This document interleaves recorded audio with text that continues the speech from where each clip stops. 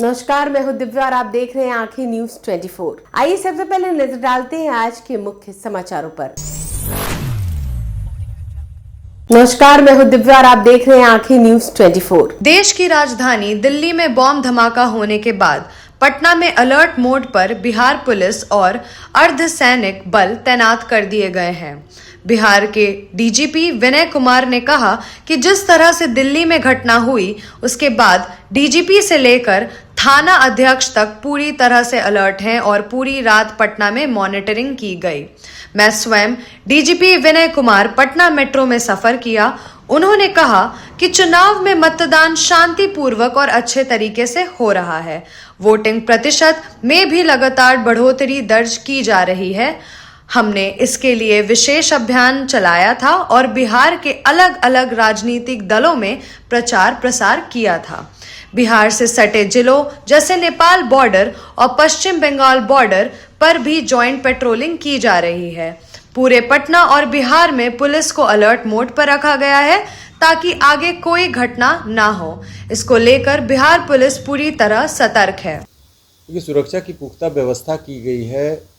बिहार में चुनाव को लेकर के वैसे भी काफ़ी हाई अलर्ट था और काफ़ी सुदृढ़ ढंग से प्रतिनियुक्तियाँ की गई थी और द्वितीय चरण वाले जो ज़िले हैं वहाँ पर तो प्रत्येक मतदान केंद्र पर अर्धसैनिक बल पहुँच चुका था कल संध्या के पहले ही। तो जो प्रथम चरण वाले ज़िले थे वहाँ पर विशेष एहतियात करने की ज़रूरत थी। तो उन सभी ज़िलों में जैसे पटना ज़िला भी उसमें एक है जहाँ पर प्रथम चरण में मतदान हुआ था, तो पटना ज़िला का एक एक पुलिस पदाधिकारी रात्रि के दौरान बाहर निकले और एक एक स्थान पर चेकिंग किए, पेट्रोलिंग किए हैं। और अन्य ज़िलों में भी पूरी रात भर जो पुलिस बल है थाना से लेकर के और सीनियर एसपी तक, रेंज डीआईजी आईजी तक सभी लोग रात भर पेट्रोलिंग किए हैं और एक एक बिंदु पर निगरानी रखें। सर, कई संवेदनशील एरिया है जहां पर पहली कई दशक बाद जो है वहां पे चुनाव प्रचार किया जा रहा है। सर, द्वितीय चरण का जैसे कि आप जानते हैं कि पहले बहुत सारे क्षेत्र थे, नक्सल प्रभावित क्षेत्र थे, जहां पर जाना बहुत पुलिस बलों के लिए भी काफ़ी मुश्किल था और रास्ते नहीं थे, दुर्गम क्षेत्र था, पैदल जाना पड़ता था।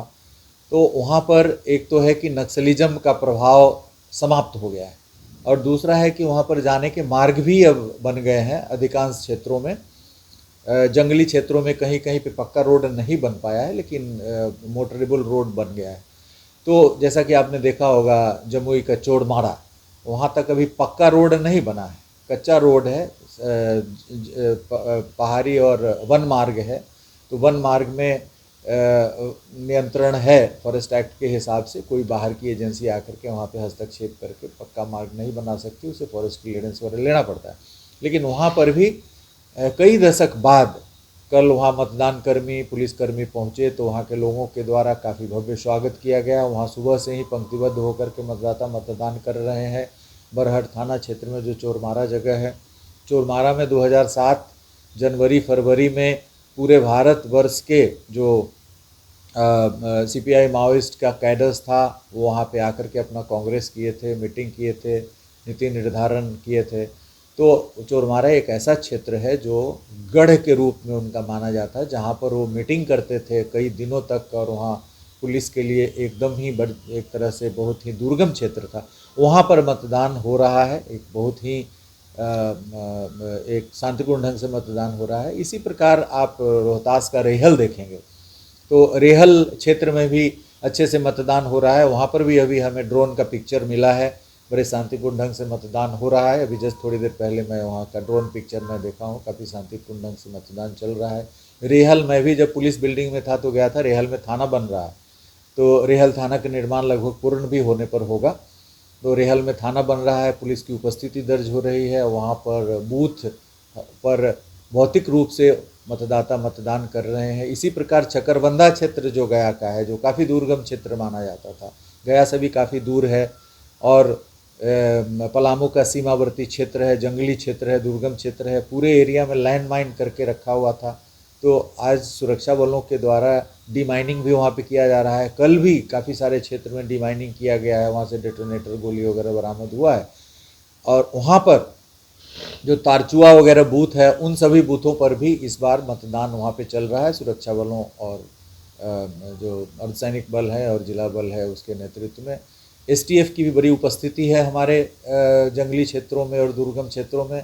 एसटीएफ भी पूरे एरिया को सैनिटाइज करके रखी हुई है सो दैट जो मतदान कर्मी हैं, मतदान दल की सुरक्षा में जो हमारे पुलिसकर्मी लगे हैं उनको किसी प्रकार की दिक्कत नहीं हो और सुरक्षित रूप से वो मतदान करा करके वापस लौट सकें।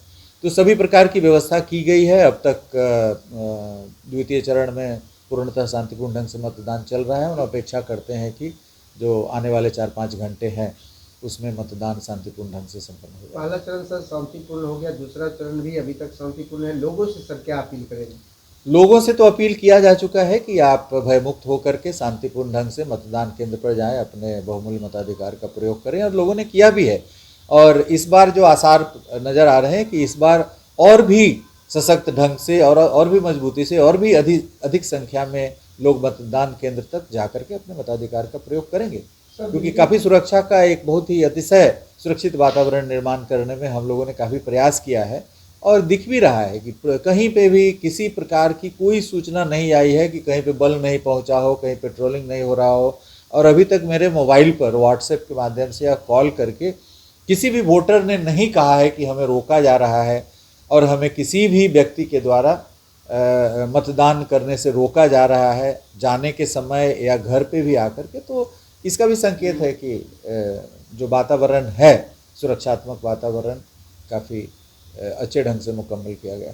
सर, दिल्ली में हुए ब्लास्ट के बाद बिहार भी अलर्ट है, हाँ, तो पूरा अलर्ट है। आपने देखा होगा कि कल पूरी रात्रि के दौरान बिहार की पुलिस चप्पे चप्पे पर नज़र रखी है। थानाध्यक्ष से लेकर के डीजीपी तक मैं स्वयं रात्रि के दौरान करीब 1:30 बजे तक, 10 बजे से लेकर 1:30 बजे तक पूरे पटना के क्षेत्र में भ्रमण किया और सुनिश्चित किया कि सभी लोग बाहर निकलें। आईजी भी बाहर निकले थे, सीनियर एसपी और सभी थानाध्यक्ष, SDPO, city SPs, they were all on roads for the whole night. और वो सभी चेकिंग की गई है। जो क्रिटिकल हमारे वाइटल इंस्टॉलेशंस है, क्रिटिकल इंस्टॉलेशंस है, सब पे चेकिंग वगैरह की गई है और आने वाले दिनों में भी की जाएगी। बॉर्डर एरिया पे सुरक्षा को लेकर क्या? बॉर्डर एरिया पे भयंकर सुरक्षा व्यवस्था की गई है। चुनाव के दृष्टिकोण से अंतर्राष्ट्रीय सीमा पर ज्वाइंट पेट्रोलिंग चल रही है। एसएसबी, जिला बल और नेपाल पुलिस की अंतर्राज्यीय जो सीमा है वेस्ट बंगाल, उत्तर प्रदेश और झारखंड से, वहाँ पर भी दोनों राज्यों की पुलिस संयुक्त रूप से पेट्रोलिंग कर रही है। नमस्कार, मैं अमित और आप देख रहे हैं आंखें न्यूज 24। बिहार विधानसभा चुनाव के दूसरे चरण के लिए मतदान चल रहा है, लेकिन राजनीति गलियारों में गर्माहट मतदान केंद्रों से कहीं अधिक है। वोटिंग के बीच मंगलवार सुबह मुख्यमंत्री नीतीश कुमार ने अचानक केंद्रीय मंत्री राजीव रंजन और ललन सिंह के पटना आवास पर मुलाकात की। दोनों नेताओं के बीच एक बंद कमरे में लंबी बातचीत चली। इसके तुरंत बाद नीतीश कुमार जनता दल यूनाइटेड यानी जदयू के कार्यालय में बने वॉर रूम पहुँचे। वहां पर कार्यालय का निरीक्षण किया, एक बैठक भी की। इसके बाद वो अपने कार्यकर्ताओं से मुलाकात करते हुए भी नजर आए। आपको बता दें कि साथ ही विजय कुमार चौधरी ने तेजस्वी यादव के बयान पर पलटवार करते हुए कहा कि देखिए, शपथ कोई भी किसी को दिला सकता है, किसी से भी कोई शपथ ले सकता है, लेकिन राज्यपाल जो शपथ दिलाएंगे वो मुख्यमंत्री नीतीश कुमार को ही दिलाएंगे। इसके अलावा कांग्रेस के उस बयान पर भी कहा कि कांग्रेस देखिए इस तरह की मनगढ़ंत बातें करती रहती हैं। दरअसल मीडिया के द्वारा जब पूछा गया कि कांग्रेस का कहना है कि जहां पर जदयू के उम्मीदवार हैं वहां पर आरजेडी को वोट देने के लिए कहा जा रहा है, इस पर उन्होंने कहा कि देखिए, कांग्रेस की या तो मानसिक दिवालियापन हो गया है या फिर कांग्रेस अपनी मानसिक स्थिति में नहीं है। और उन्होंने क्या कुछ कहा, सुनिए इस वीडियो में। शपथ किसी को लेने में कहाँ कोई रोकता है, कोई किसी से शपथ ले सकता है, लेकिन बिहार के राज्यपाल शपथ दिलाएंगे वो सिर्फ नीतीश कुमार जी को दिलाएंगे, तो बाकी शपथ कोई किसी को दिला सकता है। कांग्रेस के द्वारा एक ट्वीट किया गया है कि बीजेपी के जहां जेडीयू के कैंडिडेट नहीं है वहां आरजेडी को वोट दिया जाए। प्रियंका देशमुख कांग्रेस कुमार के बैठक में अब कांग्रेस के लोग जेडीयू का फैसला कैसे ले सकते हैं? या ये दो ही चीज हो सकती है, या तो उनका मानसिक दिवालियापन है या हास्यास्पद। नमस्कार, मैं अमित और आप देख रहे हैं आंखें न्यूज 24। बिहार सरकार की मंत्री रेणु देवी ने मतदान किया। मतदान करने के बाद उन्होंने कहा कि जनता एनडीए गठबंधन के साथ है। जनता विकास के मुद्दे पर अपना मतदान कर रही है। बिहार विधानसभा के दूसरे चरण के मतदान की प्रक्रिया सुबह 7 बजे से शुरू हो गई। रेणु देवी ने इसके साथ ही कहा कि एक एक वोट से सुशासन वाली सरकार बनेगी और विकास की गति मजबूत होगी। वहीं उन्होंने यह भी कहा कि आपके मतदान से बिहार में विकास होगा, गरीबों का कल्याण होगा, बिजली मुफ्त मिलेगी और बिहार में सभी व्यवस्थाएं बेहतर होंगी। हमें फिर से जंगल राज नहीं चाहिए, इसलिए हर नागरिक को मतदान के लिए आगे आना चाहिए। उन्होंने मतदाताओं से ठीक से सोच समझकर शांतिपूर्ण तरीके से मतदान करने का आग्रह भी किया। गुंडागर्दी है, इसलिए गुंडागर्दी को बिहार की जनता ने नकार दी। 14 तारीख को रिजल्ट क्या होगा? निश्चित रूप से 225 फिर से।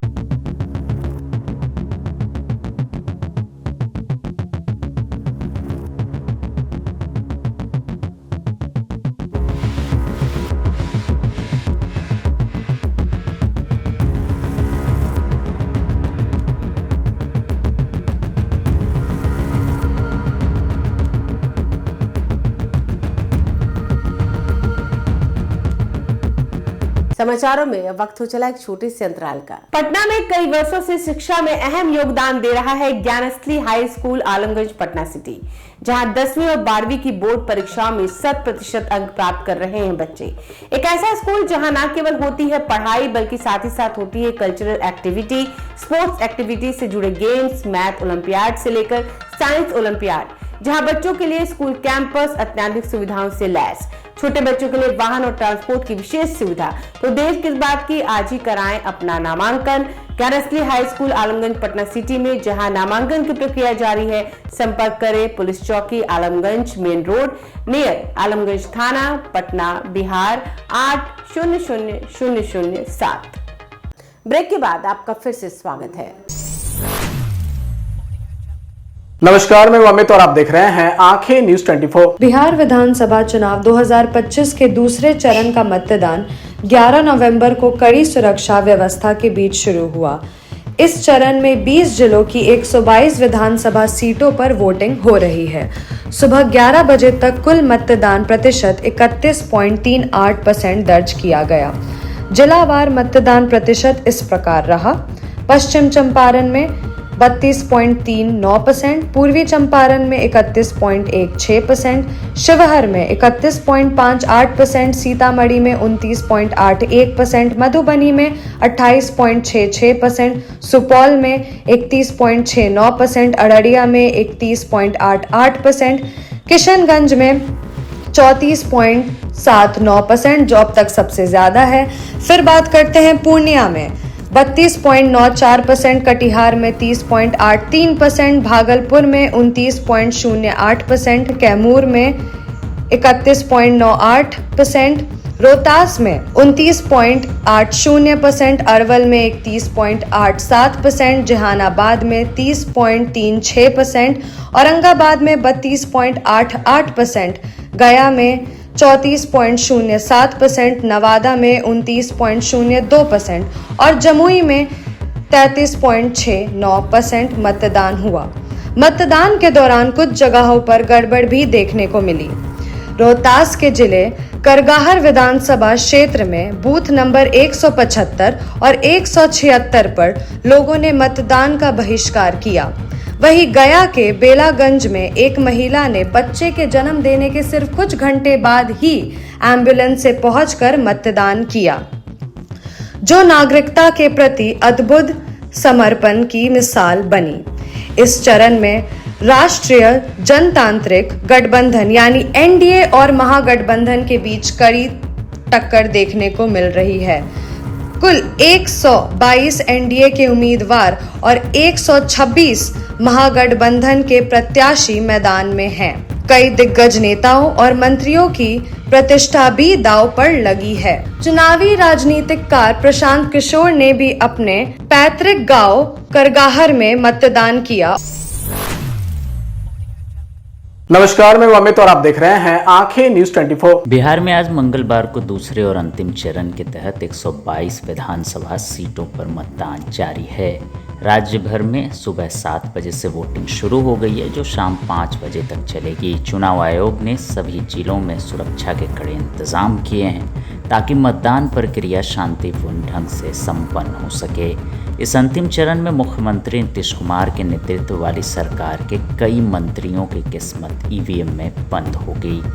कुल 1302 उम्मीदवार मैदान में हैं, जिनमें कई दिग्गजों की साख दांव पर लगी है। गया टाउन, बेतिया, चैनपुर, चकाई, अमरपुर और जमुई जैसे हॉट सीटों पर मुकाबला बेहद रोमांचक है।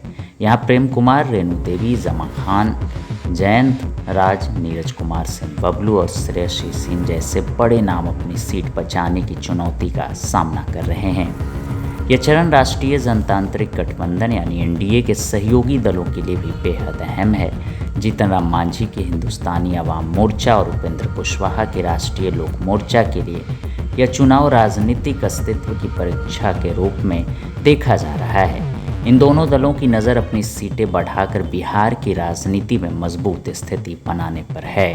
प्रधानमंत्री नरेंद्र मोदी ने बिहार वासियों से लोकतंत्र के इस पर्व में बढ़ चढ़कर हिस्सा लेने की अपील की है। उन्होंने सोशल मीडिया पर लिखा, बिहार विधानसभा चुनाव में आज दूसरे और अंतिम चरण की वोटिंग है। सभी मतदाताओं से मेरा अनुरोध है कि अधिक से अधिक संख्या में मतदान करें और लोकतंत्र को और मजबूत बनाएं।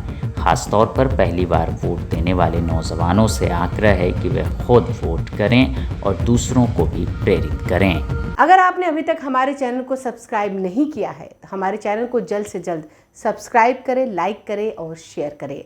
देश और दुनिया की तमाम खबरों को देखने के लिए लगातार देखते रहें आंखें न्यूज़ 24।